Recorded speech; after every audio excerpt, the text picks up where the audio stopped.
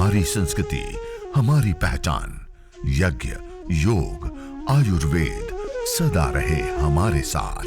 भारत के प्राचीन ग्रंथों एवं आधुनिक विज्ञान का दिव्य संगम, यज्ञ महिमा।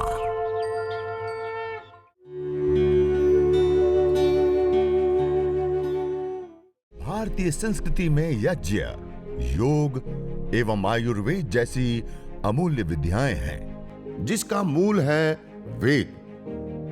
इतिहास की ओर दृष्टि डालें तो भगवान राम, भगवान कृष्ण से लेकर राजा महाराजाओं, ग्रामवासियों व अरण्यवासी ऋषियों की कुटियों तक नित्य व नैमित्तिक यज्ञों का प्रचलन देखने को मिलता है।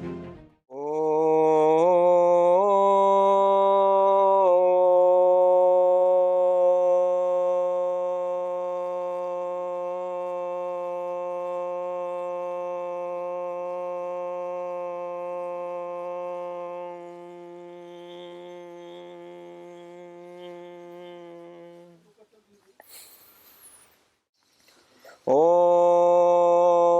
भूर्भुवः स्वः तत्सवितुर्वरेण्यं भर्गो देवस्य धीमहि धियो यो नः प्रचोदयात्।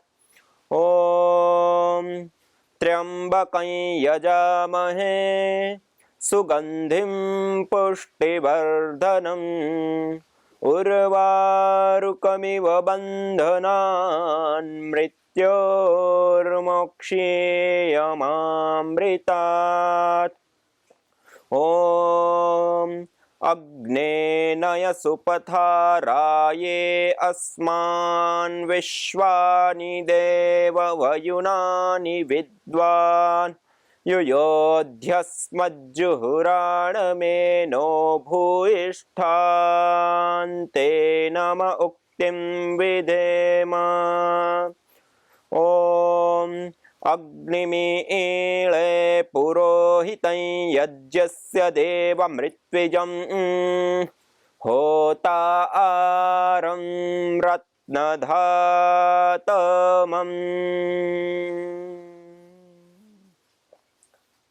सर्वरक्षक परमपिता परमात्मा का निज नाम पावन ओंकार के उद्घोष पूर्वक वेद मंत्रों का उच्चारण करते हो और वेद मंत्रों में जो अग्नि की, यज्ञ की जो विशेष महिमा बताई है, उस मंत्रों का उच्चारण करते हुए आज के यह यज्ञ चिकित्सा एवं प्रशिक्षण का यह प्रथम सत्र की हम शुरुआत किए।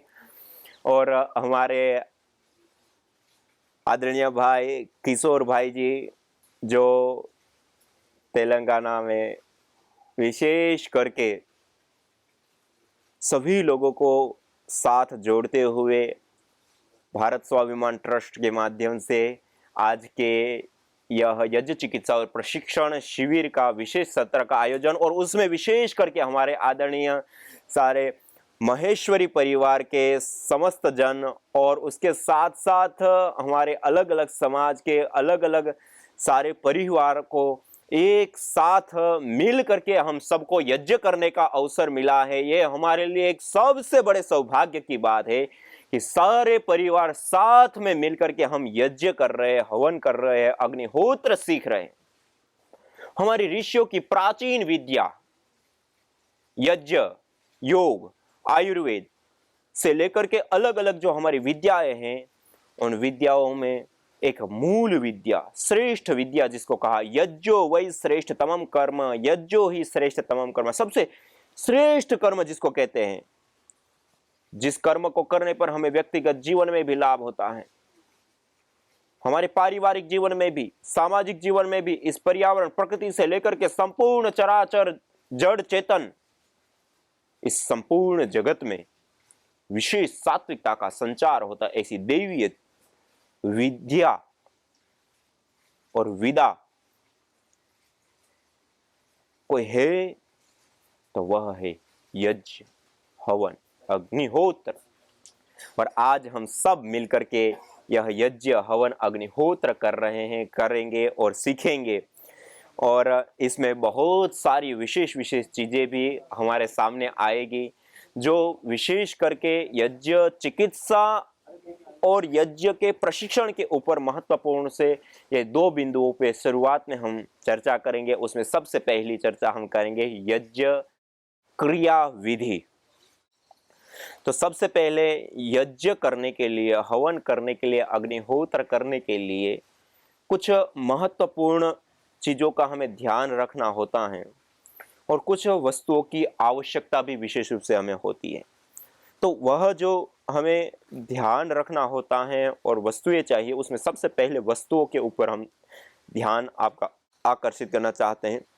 सबसे पहले हवन के लिए कोई एक आधार चाहिए, जिसको हम कहते हैं हवन कुंड, यज्ञ कुंड या यज्ञ वेदी और स्थानडिल, जो भी अलग अलग नामों से हम पुकारते हैं, जो एक आधार बनता है जहां पे हम अग्नि को प्रदीप्त करते हैं। ऐसा एक कोई छोटा सा आप हवन कुंड ले सकते हैं। यह अलग अलग धातुओं का भी हम बना सकते हैं। मिट्टी का होता है तो अच्छा है, दूसरा तांबे का है, जैसे मेरे पास तांबे का है तो और अच्छा है, क्योंकि तांबे के अंदर विशेष करके वो तत्व, वो गुण होते हैं जो इसको शुद्ध रखने में, इसको क्लीन रखने में एक महत्वपूर्ण भूमिका निभाते हैं। और उतना ही नहीं, उसके साथ साथ तांबे के अंदर जो विशेष अग्नि जलती है, तब उससे जो गैसें बनती हैं, उन गैसों में विशेष विशेष प्रकार की जो चिकित्सा की गैसें, कंपोनेंट्स होते हैं, वो होते हैं जो हमारे लिए विशेष करके लाभकारी होते हैं। तो इसलिए तांबे का हवन कुंड हो तो सबसे अच्छा है, तो आप तांबे का हवन कुंड प्रयोग कर सकते हैं। और उसको एक छोटे से इस प्रकार, जैसे आप स्टैंड देख रहे हैं, हमने स्टैंड के ऊपर रखा, इस प्रकार स्टैंड के ऊपर आप इस हवन कुंड को रख देवे या रख सकते हैं। यदि आपके पास कुंड नहीं है तो एक थाली, प्लेट जिसमें हम भोजन करते हैं, एक प्लेट लिया, उसको उल्टा रख दी, वो स्टैंड का काम करेगा। एक दूसरी प्लेट ली, उसको उसके ऊपर सीधा रख दिया और उस प्लेट के अंदर थोड़ी सी रेत या छोटे छोटे कंकड़ पत्थर लेकर के उसको अच्छे से पानी से धो करके और उस पूरी थाली में 1 इंच के बराबर ऐसे बिछा दीजिए। और उसके बाद उसके ऊपर थोड़ा सा गौमूत्र का छिड़काव आदि कर सकते हैं, हो सकते तो गोबर का लेपन भी आप करके पहले से बना करके सुखा सकते हैं। और उसके ऊपर आप समिधाओं का चयन करके और उसके ऊपर भी आप हवन कर सकते हैं। इसको हमारे प्राचीन काल में स्थानडिल बोला जाता था, कि कोई भी एक प्लेट, पात्र आदि लेकर के उसके ऊपर यदि हमें 100 से कम आहुतियां देनी होती हैं तो उसमें हमें स्थानडिल का भी प्रयोग ले सकते हैं। लेकिन 100 से अधिक यदि हमें आहुति देनी होती है तो हम फिर हवन कुंड का ही विशेष रूप से प्रयोग करते हैं। और आजकल सुविधाएं हैं, यह छोटा सा तांबे का भी हवन कुंड ही हमें मिल जाता है, जो ज्यामितीय आकार का होता है। और इस ज्यामितीय आकार के हवन कुंड को कहा है सर्व प्रकार के लाभों को प्रदान करने वाला। बाकी अलग अलग, जैसे वृष्टि यज्ञ की कामना है और वृष्टि यज्ञ हम कर रहे हैं तो उसके लिए पद्म कुंड का हम प्रयोग करते हैं। ऐसे ही अलग अलग उद्देश्य और अलग अलग शीतलता, सौम्यता के लिए हम चंद्र कुंड, अर्धचंद्र कुंड, सूर्य कुंड, ऐसे अलग अलग प्रकार के, अलग अलग करीब 9 प्रकार के डिजाइन के अलग अलग कुंड होते हैं, जिसका हम प्रयोग उद्देश्य के हिसाब से करते हैं। लेकिन यह ज्यामितीय आकार इसको कहा जाता है शास्त्रों में, और सामान्य आम भाषा में कहते हैं उल्टे पिरामिड आकार का। पिरामिड इसी आकार के होते हैं और इसको हम इस प्रकार से उल्टा रख देते। इस प्रकार से ये पिरामिड हमने इस प्रकार के देखे हैं, तो उल्टे पिरामिड आकार का पात्र भी बहुत सारे लोग इसको बोलते हैं, लेकिन इसको ज्यामितीय आकार कहते हैं जब ये सीधा करते हैं। और ये जो आकार हम अंदर से देख पा रहे हैं, ये ज्यामितीय आकार है, और ये ज्यामितीय आकार सर्व प्रकार के रोगों को दूर करने वाला होता है। और इस आकार विशेष में भी अपनी एक विशेष महिमा होती है, एक विशेष उसका लाभ होता है। और आज देश विदेशों में अलग अलग रिसर्चें भी ऐसी हो रहे हैं कि यह जो हवन कुंड का शेप है ज्यामितीय आकार का, ऐसे ही पात्र और अलग अलग चीजें बना करके, जिनको घुटनों में दर्द है तो घुटनों के ऊपर आधा घंटा 1 घंटा पहना करके उसकी ट्रीटमेंट करते हैं। सिर में दर्द, भारीपन और अलग अलग डिप्रेशन, स्ट्रेस आदि होता है तो उसको टोपी की तरह इस प्रकार से पहनाते हैं। इतना ही नहीं, जो ध्यान साधना आदि करते हैं तो इसी आकार के छोटे से टेंट या तंबू, जो भी हम अलग अलग नाम से पकड़ते, ऐसा बना करके उसके अंदर ध्यान करते, तो उनका रिसर्च बताती है कि इससे हमारा मन विशेष रूप से शांत होता है, एकाग्र होता है। इससे हमारे तन, मन, प्राण, पर्यावरण के ऊपर एक अलग प्रकार का ही इफेक्ट पड़ता है, जो विशेष हमें ध्यान साधना में उन्नति देने वाला होता है और अलग अलग लाभ भी देने वाला होता है। और कुछ रिसर्च ऐसी भी हैं, जैसे अमेरिका की एक रिसर्च है, उसमें सामने आया है कि यह जो कॉस्मिक एनर्जी, जिसको ब्रह्मांडीय ऊर्जा कहते हैं, इस आकार में वो केंद्रीभूत होती हैं।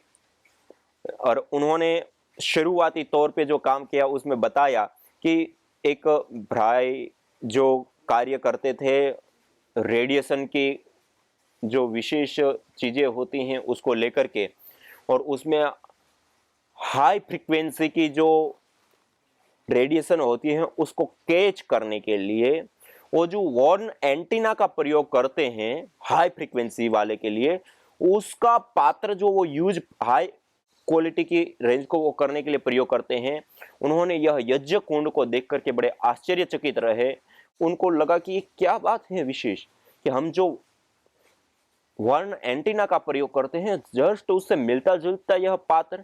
और उसको देख करके उन्होंने कई सारी अलग अलग रिसर्च और अलग अलग बातें भी सामने लाई, और फिर उन्होंने कहा कि इस हवन कुंड में हम इस प्रकार से रखते हैं तो कॉस्मिक एनर्जी को, ब्रह्मांडीय एनर्जी को अपनी ओर केंद्रीभूत करता है। तो हम अपने घर के अंदर ये हवन कुंड रखते हैं, इसमें यज्ञ हवन आदि करते हैं, तो विशेष रूप से उसका भी हमें लाभ प्राप्त होता है।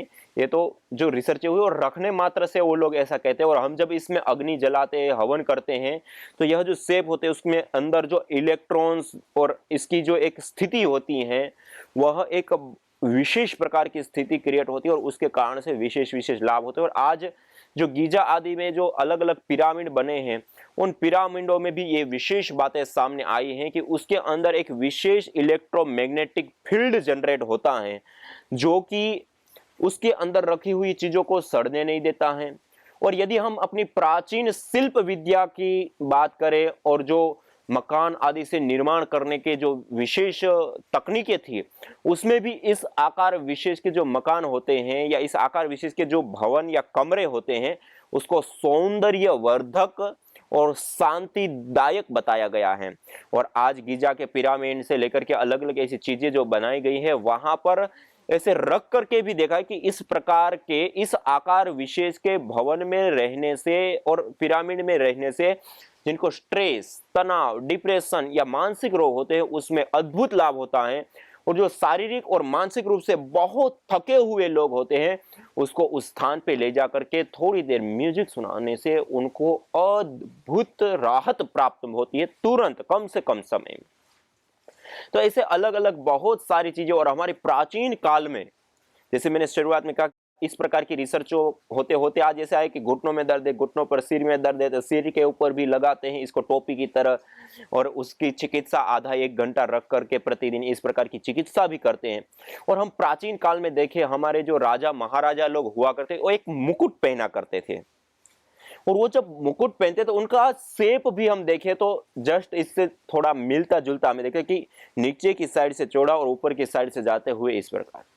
यह जो शेप विशेष होता है उसके अंदर एक फ्रीक्वेंसी विशेष, एक इलेक्ट्रोमैग्नेटिक फील्ड जनरेट होता है और उसका हमारे मन मस्तिष्क के ऊपर एक विशेष प्रभाव होता है। जो राजा होता है बहुत सारा उनके पास साम्राज्य होता है, स्ट्रेस, तनाव, बहुत सारे कार्यों की चिंताएं और बहुत सारा कुछ होता है, तो उससे उनका स्वाभाविक रूप से बचाव होता है। ये एक महत्वपूर्ण उस मुकुट के साथ जुड़ी हुई बातें हैं, ना कि खाली एक लोगों को दिखाने के लिए सोना चांदी आदि के वो इतने भारी मुकुट पहन करके घूमते थे। अपितु वो तो चीजें थी, लेकिन उसके साथ साथ महत्वपूर्ण और विशेष बात जो थी वो ये भी एक है कि ऐसे मुकुट पहनने से उनको विशेष रूप से मानसिक रूप से शांति मिलती है और विशेष लाभ होते हैं। और आज भी हम देखें तो हम हमारे भारतवर्ष में, हिंदू समाज में जो हम मंदिर बनाते हैं, सामान्य घर बनाते हैं उसमें घूंघट नहीं होता, और मंदिर जो हम बनाते हैं वहां पे घूंघट विशेष बनाते हैं। और उस घूंघट का जो शेप विशेष होता है वह शेप के कारण उसके अंदर हम नीचे कोई भी ध्वनि विशेष करती है वो गुंजायमान होती है, और उस ध्वनि की जो फ्रीक्वेंसी विशेष होती है वह फ्रीक्वेंसी विशेष रूप से हमें स्ट्रेस, तनाव आदि को दूर करने वाली, सौमनस्यता को बढ़ाने वाली होती हैं, और वो हमारे मस्तिष्क को विशेष रूप से प्रभावित करने वाली ध्वनि होती हैं। आप सभी का, हर किसी का यह अनुभव होता है कि जब वह मंदिर के अंदर जाता है तो वो विशेष रूप से शांति को महसूस करता है, सहजता को महसूस करता है, सद्विचारों को महसूस करता है। आखिर ये क्यों होता है? उसका कारण यह भी एक महत्वपूर्ण, हम जिस आकार के मंदिर आदि बनाते हैं वो भी बहुत, ये हमारी शिल्प कला का एक बहुत बड़ा विषय रहा है। तो यह जो हम हवन कुंड का प्रयोग कर रहे हैं, वो शेप, वो आकार, उस धातु का चयन, ये सामान्य चीज नहीं है। ये अपने आप में एक बहुत महत्वपूर्ण और विशेष चीज है यह हवन कुंड। एक यज्ञ करने के लिए हमें आधारभूत में यह हवन कुंड की आवश्यकता है, और यदि तांबे का है तो सबसे अच्छा है। दूसरा, हमें चाहिए यज्ञ के लिए चारों ओर हम जल सिंचन करते हैं, उस जल सिंचन के लिए हमें आवश्यक होती है कलश की। ये आप मेरे सामने देख रहे हैं, इस प्रकार का कोई भी एक कलश ले सकते हैं। यदि वो तांबे का, जल के जितने भी पात्र हैं वो यदि तांबे के हैं तो श्रेष्ठ होते हैं, तो इसलिए हम तांबे का प्रयोग करते हैं। यह कलश जो जल सिंचन के लिए हम प्रयोग करेंगे। ऐसे ही आचमन के लिए हम एक आचमन पात्र, एक छोटी सी कटोरी, प्लेट और एक चम्मच, ये 3 चीजें, ये भी यदि तांबे की है तो श्रेष्ठ है, वरना कोई भी धातु का चल सकता है। यदि आप हर रोज करते हैं और आप उसका प्रयोग करना चाहें तो आप निश्चित रूप से तांबे का खरीदे। पानी के लिए है तो ये पानी को कई गुना अच्छा बनाने का कार्य करता है। और इसके लिए एक चम्मच, हथेली में जब हम जल लेते हैं उसके लिए एक कटोरी, और एक छोटी सी अवशिष्ट छोटी प्लेट, जिस प्लेट के अंदर हम आचमन आदि करने के बाद हाथ धोते हैं तो अवशिष्ट जल होता है, उसको उस प्लेट के अंदर हम रख देते हैं। तो ये आचमन पात्र, आचमन के लिए। इसी प्रकार एक दीपक की हमें आवश्यकता होती है, दिए की। जब हम यज्ञ करते हैं उससे पहले हम दीप प्रज्वलन करते हैं, अग्नि देवता का आह्वान करते हैं, और उसके बाद अग्न्याधान करते हैं, तो एक दीपक की हमें आवश्यकता होती है। तो आप इस प्रकार का छोटा सा एक दीपक रख लें। इसी प्रकार से हमें यज्ञ के लिए कुछ प्लेटों की आवश्यकता होती है जिसमें हम सामग्री आदि रखते हैं। तो ये आप मेरे सामने देख रहे हैं, इस को हमने पीतल की प्लेटें बनाई हुई हैं। यह विशेष करके हम पीतल के रखते हैं तो विशेष लाभकारी होती हैं, और तांबे की होती है तो थोड़ी सी काली होती हैं, धोने में ज़्यादा वो होता है। तो हम सामग्री की प्लेट पीतल की भी रख सकते हैं, और भी जो हमारे घर में है उसको हम ले सकते हैं। तो यह पीतल की प्लेट ऐसी छोटी, ये मेरे सामने गुगुल रखा है जो बाद में हम धुनी करते हैं हवन के पश्चात, तो उसके लिए यह विशेष करके लाभकारी जो गुगुल होता है उसको हमने रखा है एक प्लेट के अंदर। इसी प्रकार से यह आप देख रहे एक तीसरी प्लेट जिसके अंदर हमने गोमय समिधा रखी हुई है, लकड़ी रखी हुई है। तो लकड़ी के लिए भी आप कोई भी ऐसा एक पात्र रख सकते हैं। तो इस प्रकार से एक कुछ प्लेट की भी हमें आवश्यकता होती है, 2 या 3 प्लेटें हम रख लें। और उसके साथ साथ यज्ञ के लिए एक ऐसा श्रु, एक चम्मच जिसकी लंबी डंडी हो और अंगूठे के बराबर उसका आगे के भाग में ऐसा गड्ढा हो, इस प्रकार की एक हम चम्मच लेते हैं। और यह जो चम्मच है उसको हम बोलते हैं श्रु या श्रुआ। तो इस प्रकार का एक चम्मच ले ले, और इस चम्मच को भी पकड़ने का एक विशेष तरीका होता है। कई लोग ऐसे पकड़ते हैं, ये यज्ञ के लिए ऐसे नहीं पकड़ा जाता है। इसको पकड़ने का एक विशेष ढंग होता है। इसको हम इस प्रकार से पकड़ते हैं। सबसे पहले हम जैसे पेन पकड़ते हैं ऐसे आप पकड़ लीजिए। आप देख पा रहे हैं जैसे हम पेन पकड़ते हैं, ऐसे पकड़ने के बाद प्रथम उंगली को सीधा कर दीजिए। प्रथम उंगली को श्रु के साथ लगा के नहीं रखते हैं, और डंडी को मध्यमा उंगली प्रथम जोड़ पर इस प्रकार से जोड़ करके रखते हैं, और अंगुष्ठ और प्रथम उंगली के मूल भाग में उसका छोर आ जाता है। यह है इसको पकड़ने का सही तरीका। तो इस प्रकार से हम इस श्रु को पकड़ते हैं, और जब हम ओम का उच्चारण करते हैं मंत्र से पूर्व, तब हम घृत को भरते हैं, और जब हम स्वाहा बोलते हैं तब आहुति प्रदान करते हैं। तो ऐसे यह श्रु पकड़ा जाता है। इस श्रु पकड़ने का तरीका, और ऐसा एक श्रु एक चम्मच चाहिए। दूसरा एक घी का पात्र, ये आप देख रहे हैं, ऐसा कोई भी आप पात्र एक ले सकते हैं जिसके अंदर हम गाय का घृत जिसकी हम विशेष आहुतियाँ प्रदान करते हैं उसको रखते हैं। तो यह छोटा सा एक घी का पात्र आप रख ले हुए अपने पास में। दूसरा, इससे अतिरिक्त आवश्यकता होती है हमें पात्र से अतिरिक्त समिधा सामग्री और गाय के घी की। तो सबसे पहले समिधा, यज्ञ हवन अग्निहोत्र के लिए कोई भी समिधा, समिधा माने यज्ञ के लिए जो प्रयोग की जाती है वह लकड़ी या ईंधन, उसको हम कहते हैं समिधा, सम्यक ईंधन, अच्छा ईंधन, श्रेष्ठ ईंधन जो होता है। तो उसमें हम पीपल है, बरगद, गूलर, पलास, पाकड़, समी, अपामार्ग, मदार, रुई जिसको बोलते हैं, और गोमय समिधा, गाय के गोबर से। ये आप देख पा रहे हैं मेरे हाथ में मेरे सामने, ये हमने गोमय समिधा बनाई। गाय के गोबर के अंदर कुछ जड़ी बूटियों का चूर्ण बना करके डाल दिया, फिर एक मशीन के माध्यम से, प्रेशर के माध्यम से इसको इस प्रकार का शेप दे देते हैं और फिर सुखा देते हैं धूप में। तो ये ऐसी बन जाती है, आप देख पा रहे 1 इंच बाई 1 इंच चौड़ाई है और 1 फीट की लंबाई है। तो यह गोमय समिधा, गाय के गोबर से बनी हुई लकड़ी है। और ये सारी जो लकड़ियों का हम प्रयोग करते हैं जो यज्ञ के लिए, उसके अंदर कार्बन की मात्रा न्यून से न्यून होती है। इस कारण से ये जो लकड़ियां होती हैं, आम, पीपल, बरगद, गूलर, पलास, पाकड़, समी से लेकर के जो अपामार से लेकर के मदार से लेकर के जो अलग अलग यज्ञ के लिए हम लकड़ी प्रयोग करते हैं, वो सारी की सारी लकड़ी ऐसी होती है कि यदि कुछ थोड़े समय यदि पड़ी रहे तो तुरंत सड़ जाती है। क्यों? क्योंकि उसके अंदर कार्बन नहीं होता है, तो वो कीड़े उसमें बहुत जल्दी पड़ जाते हैं, घुन लग जाते हैं और सड़ जाती है, इसलिए वो लंबे समय तक नहीं टिकती है। लेकिन वो यज्ञ के लिए हम क्यों प्रयोग करते हैं? क्योंकि उसके अंदर कार्बन की मात्रा कम है, उसको जलाएंगे तो वो वायुमंडल के अंदर अधिक मात्रा में कार्बन नहीं फैलाती। दूसरा, उसके अंदर ऑक्सीजन की मात्रा ज्यादा होती है। ऑक्सीजन की मात्रा ज्यादा होती है तो कोई भी चीज जब जलती है तो उसको ऑक्सीजन की अपेक्षा होती है। तो उसके अंदर ही इतनी मात्रा में ऑक्सीजन है तो उनको बाहर से जलने के लिए ऑक्सीजन लेने की आवश्यकता नहीं पड़ती है, और अपने अंदर ही जो ऑक्सीजन है उसी से ही वो जलती है, और बाहर एक न्यून से न्यून या नई के बराबर जो गैस होती है उसकी उनको अपेक्षा रहती है। इसके साथ साथ जब हम गाय के गोबर की समिधा का प्रयोग करते हैं तो कानपुर कृषि यूनिवर्सिटी के कुछ साइंटिस्टों ने यह रिसर्च करके, अनुसंधान करके यह बातें सामने लाई और बताई और कहा कि सामान्य लकड़ी की अपेक्षा 2.5 गुना ज्यादा एफिशिएंसी इस गाय के गोबर की लकड़ी की होती है, और कम वजन होता है। कम मात्रा में यूज करने पर भी हम यज्ञ हवन अग्निहोत्र आराम से कर सकते हैं।